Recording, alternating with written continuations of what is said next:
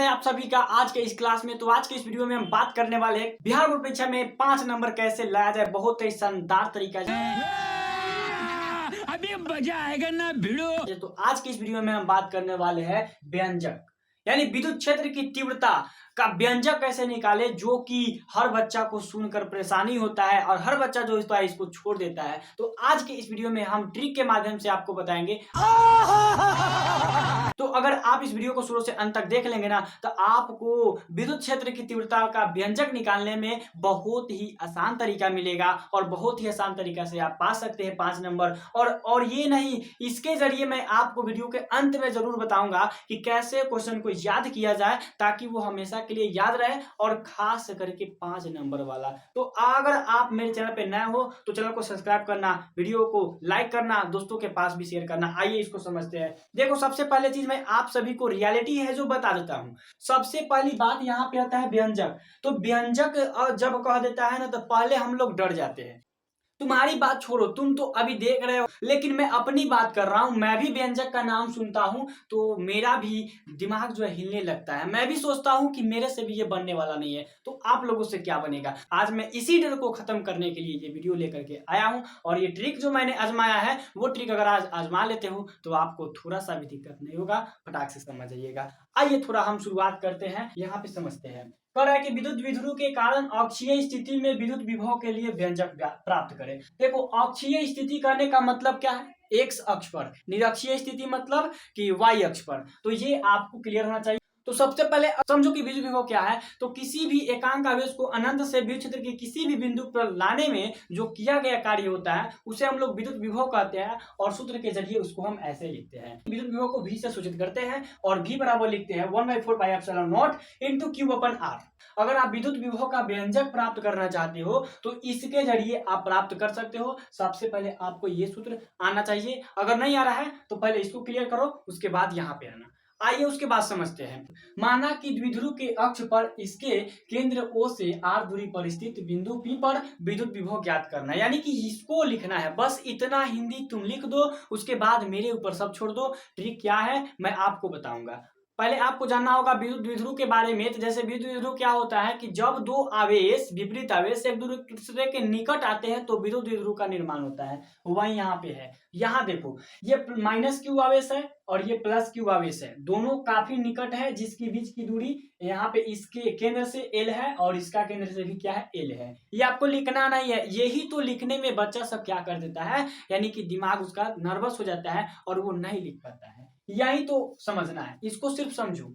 E plus Q और O के बीच की दूरी L है और इसका भी L है, और O से R दूरी पर कोई बिंदु P है जिसपे हमको विद्युत विभव ज्ञात करना है, यहाँ से यहाँ। अब एक चीज देखो, प्लस क्यू है तो यहाँ से यहाँ की अगर हम बीच की दूरी निकालना चाहे, यहाँ से यहाँ की बीच की दूरी निकालना चाहे, तो ये पूरा जो है यहाँ से यहाँ, उसमें से हम L घटा देंगे, यानी इतना घटा देंगे तो इतना हमारा निकल जाएगा। तो बस ये देख लो। उसके बाद आगे देखो, यहाँ से यहाँ पूरा निकालना होगा तो O तक तो यहाँ पे कितना था, R था, इसमें L जोड़ देंगे तो R प्लस L हो जाएगा। यही आपको समझना है। ये समझाने में क्या होता है, सबकी बस की बात नहीं है, इसको समझाना सबकी बस की बात नहीं है। क्योंकि क्या कर देते हैं कि डिफिनीशन इतना न लिखवा देते हैं कि है पूरा इजी और एकदम भारी बना देते हैं। पहले नाम सुना देते हैं कि विद्युत द्विध्रुव का व्यंजक प्राप्त करना है, विभव का व्यंजक प्राप्त करना है। अरे व्यंजक व्यंजक कहते कहते तो लोग हमारे दिमाग में भर चुके हैं कि व्यंजक बहुत भारी होता है, वो तुमसे नहीं होगा। लेकिन अगर आप ठान लेते हो तो आपसे जरूर होगा। आइए देखते हैं। यहाँ पे अगर ये सब नहीं रहता, यहाँ से ये सब नहीं रहता, तो माइनस क्यू के कारण P पर जो बल होता वो कितना होता, आइए समझते हैं। तो कहेंगे कि माइनस क्यू के कारण बिंदु P पर विद्युत विभव।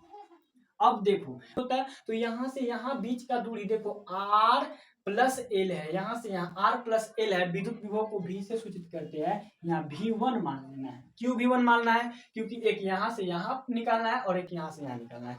दो निकाल देंगे, दोनों को निकालने के बाद जोड़ देंगे, हमारा मान निकल जाएगा। बस इतना ही तुमको करना है। V1 क्या निकालेंगे, माइनस क्यू के कारण, लिखे है माइनस क्यू के कारण बिंदु P पर विभव, फिर हम क्या लिखेंगे, प्लस क्यू के कारण बिंदु P पर विभव, बस मेरा आंसर आ जाएगा। आइए क्या हो जाएगा, सूत्र यहाँ पे देखिए 1/4 पाई एप्सिलॉन नहीं बदलेगा, वही रहेगा 1/4 पाई एप्सिलॉन नॉट इनटू, यहाँ क्यू है तो यहाँ पर क्यू है तो माइनस क्यू हो जाएगा, बटा आर डिस्टेंस है तो यहाँ से यहाँ का जो डिस्टेंस है वो आर प्लस एल है, इसलिए आर प्लस एल हो जाएगा। समीकरण इसको फर्स्ट मान लेना है, बस इतना तुमको करना है।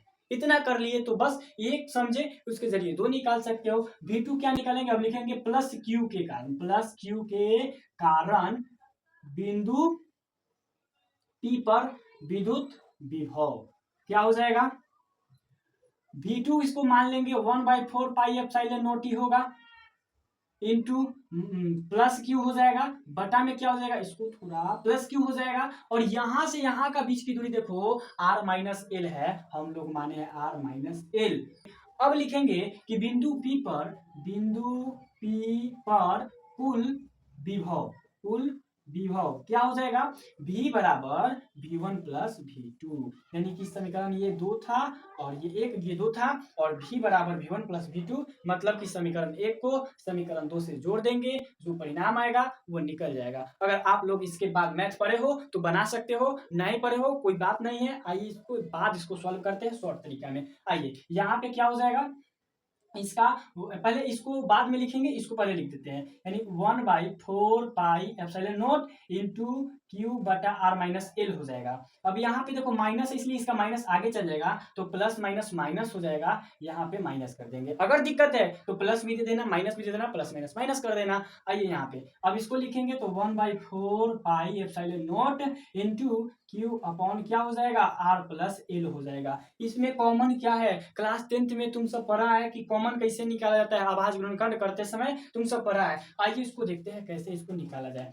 इसको क्या करेंगे, 1/4 पाई एप्सिलॉन नॉट और क्यू जो है, क्यू बटा 1/4 पाई एप्सिलॉन नॉट जो है वो कॉमन हो जाएगा, देखो दोनों में है। तुम क्या करेंगे, निकाल लेंगे क्यू बटा 4 पाई एप्सिलॉन नॉट, बचेगा क्या, तो इसमें बचेगा 1 बटा आर माइनस एल, और इसमें बचेगा 1 बटा आर प्लस का एल। अगर आप इतना जान गए तो समझो कि आपसे तो इसके बाद बन ही जाएगा। इसके बाद क्या कर देना है, लघुत्तम निकाल देना है। आइए लघुत्तम को निकालते हैं, अगर आपके पास समय हो तो वो भी कर सकता हूं, और अगर आपको समझ में आ गया है तो इसके बाद अगर आप निकाल सकते हो, वीडियो छोड़कर जा सकते हो, नहीं निकालेगा आपसे तो आइए हम निकाल के बता देते हैं, ठीक है। आइए ये क्या हो जाएगा, क्यू बटा 4 पाई एप्सिलॉन नॉट, इसको निकालेंगे, इसका लघुत्तम लेंगे, आर माइनस एल हो जाएगा और ये आर प्लस एल हो जाएगा। यहाँ जी से ई कट जाएगा, ये वाला बचेगा आर प्लस एल, और माइनस इससे ही कट जाएगा, ये वाला आएगा तो ये आर, और ये माइनस माइनस क्या हो जाएगा, प्लस एल। अब यहाँ पर देखो ये माइनस आर से माइनस आर कट जाएगा। आगे देखो जगह को एडजस्ट करना पड़ रहा है, 4 पाई एप्सिलॉन नॉट, अब ये क्या हो जाएगा 2l बचेगा, बटा ये देखो तो a minus B into A plus B क्या हो जाएगा, a square minus B square होगा। आइए उसके बाद तो ये यहाँ पे क्या कर देना है, q देखो q इंटू टू एल, यानी कि विद्युत द्विध्रुव आघूर्ण जब आप लोग पढ़े होंगे तो निकालना होता है विद्युत द्विध्रुव आघूर्ण, तो हम क्या करते हैं q इंटू टू ए का सूत्र लगाते हैं। अगर आपको पता है इसके बाद लगा सकते हो, नहीं पता है छोड़ देना। हमको अगर पता है क्योंकि विद्युत द्विध्रुव के कारण यहाँ पे कर रहा है ना, तो विद्युत द्विध्रुव लगाना थोड़ा मतलब कि पॉसिबल है, थोड़ा सा मतलब लगा देंगे तो अच्छा हो जाएगा। तो यहाँ q इंटू टू एल बराबर हम लिख सकते हैं क्या, P।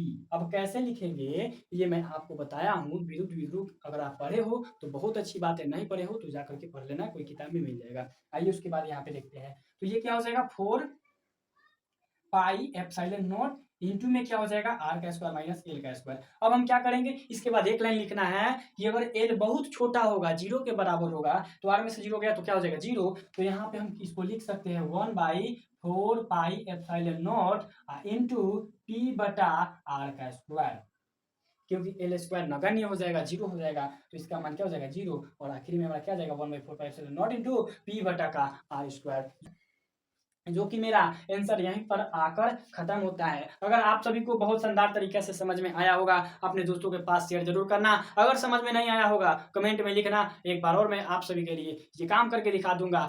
वीडियो पसंद आया हो चैनल को सब्सक्राइब जरूर करना, और मिलेंगे अगले वीडियो में। तब तक के लिए जय हिंद, जय भारत। हंसते रहो, खाते रहो, मुस्कुराते रहो और मन लगा करके पढ़ते रहो।